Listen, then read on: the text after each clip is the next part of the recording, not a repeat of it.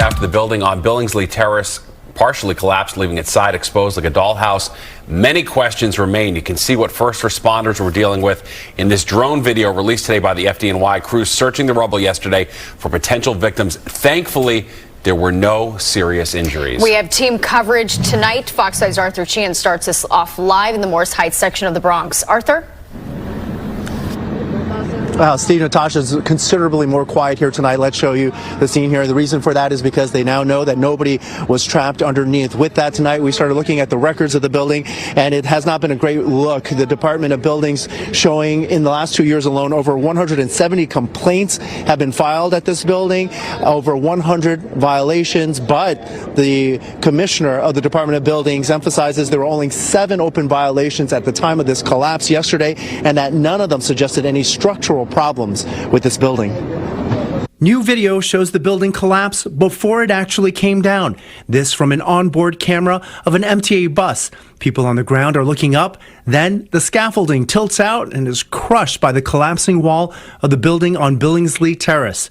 𝗧𝗛𝗕𝗥𝗢𝗪 lives on the second floor, returning home after picking up his daughter from school. He imitates the sound he heard. 𝗧𝗛𝗃 says he heard someone crying all the way up on the 6th floor. Emergency crews worked fast and hard to look for anyone who might have been trapped, and once it was clear no one was hurt, the focus turned to the investigation.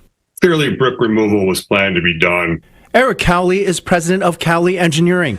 Looking at the building's filings, he says the first report that catches his eye dates back to 2015 when the scaffolding went up to repair cracks. Coincidentally, we checked Google Maps and pictures from November of last year seem to show significant cracks still on both sides of the corner.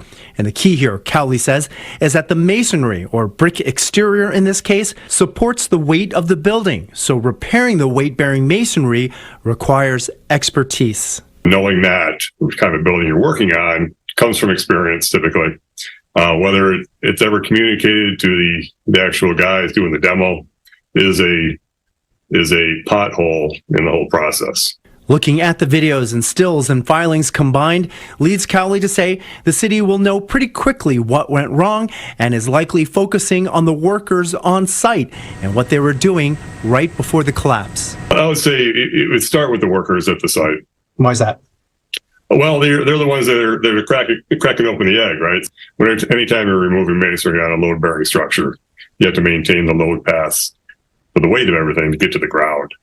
And that may not have occurred here, or if it did, it wasn't understood, or the demo was being too aggressive.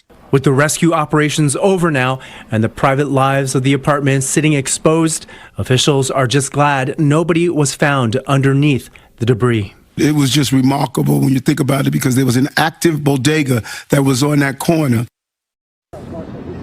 City officials tonight repeat that the 7 violations relating to the building's facade is more of a danger to pedestrians if a piece falls off a building. It is not necessarily a structural issue, but our expert points out when trying to repair a facade issue with a facade that bears the weight of that structure, that things can happen. We're live at the Morris Heights section of the Bronx tonight. 𝗧𝗛𝗃𝗏𝗓𝗏, Fox 5 News.